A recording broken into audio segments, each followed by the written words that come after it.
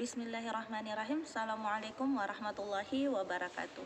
Alhamdulillahi azza wa jal wa salatu wa salamu ala asyrafil anbiya'i wal mursalin wa ba'd. Alhamdulillah, pada pagi hari ini kita kembali akan melanjutkan kajian tafsir dalam tafsir Al-Azhar karangan Profesor Buya Hamka. Dan insya Allah kali ini kita memasuki pada pembahasan surah berikutnya, yaitu surah At-Tariq. Surah At-Tariq ini adalah surah yang terdiri dari 17 ayat dan diturunkan di Mekah serta memiliki arti yang mengetuk dengan cepat. Allah Subhanahu wa taala mengawali firman-Nya, A'udzubillahi minasyaitonirrajim, was-samaa'i wat-tariq, dan demi langit dan yang mengetuk dengan cepat. Wa ma adraka mat-tariq, dan apakah kamu mengetahui apa yang dimaksud dengan at-tariq itu sendiri? An-najmu tsaqib, yaitu bintang yang menembus dengan cepat. Dalam tafsir Al-Azhar karangan Profesor Buya Hamka menuliskan bahwa yang dimaksud dengan yang mengetuk dengan cepat itu adalah bintang yang melintasi langit dengan sangat cepat. Seperti orang yang mengetuk pintu seseorang dengan ketukan yang cepat, maka langit yang menjadi batasan itu dilalui dengan sangat cepat. Kecepatan itulah yang diumpamakan sebagai sesuatu yang mengetuk. Kemudian di dalam tafsir Al-Azhar ini pula Profesor Buya Hamka menuliskan bahwa kata At-Tariq ini di dalam surah At-Tariq dianggap juga sebagai kecepatan malaikat, sebagaimana yang kita ketahui bahwa malaikat memiliki kecepatan 180.000 kecepatan cahaya dalam 1 detik. Kecepatan malaikat ini ketika turun membawa wahyu menembus langit. Juga diibaratkan bahwa kecepatan malaikat ini ketika datang membawa cahaya menembus kegelapan pikiran manusia. Sebab yang dibawa oleh malaikat adalah petunjuk dari Allah Subhanahu wa taala untuk menerangi pikiran manusia. Dan juga dalam bahasa Arab kata Tariq ini dengan menghilangkan huruf alif setelah huruf to, yaitu at-tariq, menjadi at-tariq dengan memanjangkan huruf setelah ra, yaitu ditambahkan dengan ya, tariqun, menjadi memiliki arti jalanan. Mengapa seperti itu? Karena jalanan juga merupakan sesuatu yang selalu diketuk. Tetapi yang mengetuk jalanan adalah kaki dan langkah-langkah manusia, serta apapun yang melangkah di atas jalanan, bahkan kendaraan yang melintasi pun mengetuk jalanan itu. Sehingga kata at-tariq dengan at-tariq sama-sama memiliki makna sesuatu yang diketuk. Demikian itulah apa arti dari At-Tariq di awal pembahasan tafsir Al-Azhar ini. Selanjutnya Allah Subhanahu wa taala berfirman, A'udzubillahi minasyaitonirrajim, in kullu nafsin 'alaiha hafiz, bahwa sesungguhnya setiap manusia memiliki penjaga. Inilah yang harus kita perhatikan, bahwa di dalam kehidupan ini selalu ada yang mengawasi kita, dan tentu penjagaan Allah Subhanahu wa taala yang paling utama di dalam kehidupan kita. Bahwa setiap manusia itu memiliki penjaga.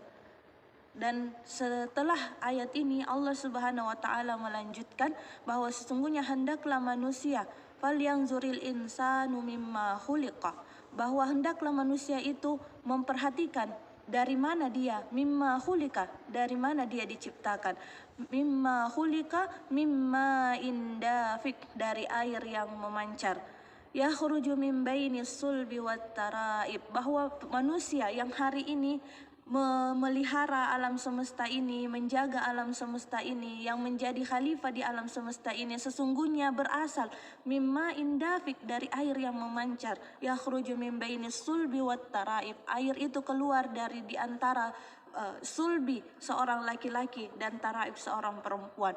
Di dalam tafsir Al-Azhar ini Profesor Buya Hamka menjelaskan bahwa yang dimaksud dengan as-sulbi itu sendiri adalah sesuatu yang keluar di antara tulang punggung laki-laki, sedangkan at-taraib itu adalah sesuatu yang keluar dari tulang dada perempuan, yang mana kita ketahui bahwa dari tulang dada perempuan itu pula kelak akan keluar cairan yang kita kenal dengan air susu ibu atau ASI yang memberi makan pada bayi yang baru lahir. Dan manusia yang hari ini menjadi seorang yang berkuasa, memiliki jabatan ataupun harta, falyanzuri, maka hendaklah dia mengingat, hendaklah dia melihat kembali dari mana dia diciptakan, dari mana dia berasal, sehingga ketika dia kembali mengingat asal muasal penciptaan dirinya, maka itu akan membuat dia kembali dekat kepada Allah Subhanahu wa taala dan jauh dari segala sifat yang membuat dia sombong dan merasa paling hebat.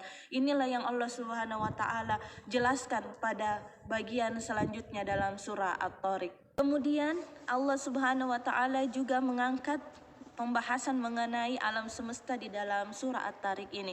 Was-samaa'i dzatir raja, bahwa sesungguhnya demi langit, Allah Subhanahu wa taala bersumpah demi langit yang memiliki atau menurunkan hujan dari langit. Kenapa di dalam surah At-Tariq ini Allah Subhanahu wa taala menyebut kata hujan dengan ar-raja atau ar-raja? Ar-raj'u ini sendiri dalam bahasa Arab ketika berdiri sendiri sebagai kata raja'ah atau berarti kembali. Kenapa kira-kira Allah Subhanahu wa taala mengangkat kata ar-raja ini di dalam Al-Qur'an sebagai hujan? Tentu hikmahnya adalah karena sebagaimana yang kita ketahui bahwa hujan yang turun dari langit, was-samaa'i dzatir raja, bahwa demi langit yang menurunkan hujan, hujan itu terdiri dari tetesan air yang sejatinya berasal dari bumi. Ketika air dari bumi itu menguap lalu naik ke langit dan kembali turun ke bumi, itulah yang dimaksud dengan ar-raja, kembali. Begitulah selalu prosesnya ketika air itu turun ke bumi, kembali lagi ke langit, lalu turun lagi ke bumi. Oleh karena itu kata raj'un digunakan oleh Allah Subhanahu wa taala di dalam Al-Qur'an surah At-Tariq ini. Kemudian Allah Subhanahu wa taala menjelaskan wal ardi dzatis sad, dan demi bumi yang menumbuhkan tumbuh-tumbuhan. Inilah proses kehidupan di alam semesta yang harus kita perhatikan, bahwa setelah Allah Subhanahu wa taala menurunkan hujan, Allah Subhanahu wa taala dengan hujan itu menumbuhkan tumbuh-tumbuhan. Maka tentu dari tumbuh-tumbuhan itulah kita dapat melanjutkan kehidupan, mendapatkan makanan, sumber air dari apa yang ada di bumi dan langit. Inilah yang harus kita perhatikan ketika Allah Subhanahu wa taala mengangkat sesuatu di dalam Al-Qur'an sebagai sumpahnya.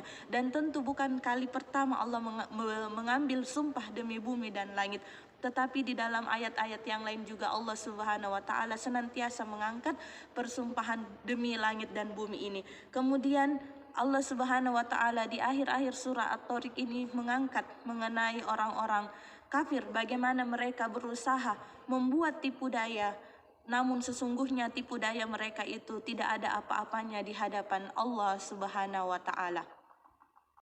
A'udzubillahi minasyaitonirrajim.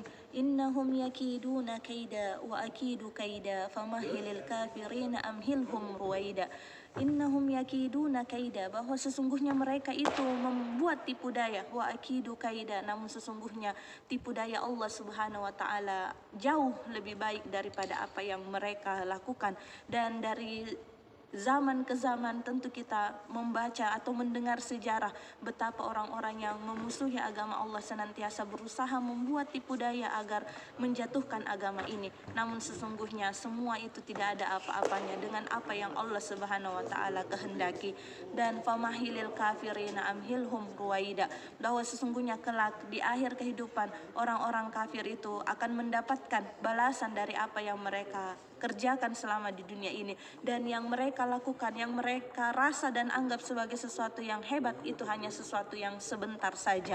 Dan tentu ini menjadi pengingat bagi kita untuk tidak merasa bersedih ketika menghadapi tantangan dalam berdakwah atau menyampaikan risalah agama Allah Subhanahu wa taala. Mudah-mudahan apa yang Allah Subhanahu wa taala sampaikan di dalam surah At-Tariq ini menjadi penguat iman bagi kita dan menjadi penyemangat untuk senantiasa dekat dengan Allah Subhanahu wa taala dan terus berjuang di dalam agama ini. Itu yang dapat kami sampaikan, dan insya Allah kita akan memasuki pembahasan berikutnya dalam surah yang lain. Terima kasih telah menyaksikan video ini, dan kami dari halaman Masjid Al-Fatih Islam Istanbul Turki mengucapkan terima kasih telah mendukung video tafsir surah Al-Azhar ini. Billahi taufiq wal hidayah. Assalamualaikum warahmatullahi wabarakatuh.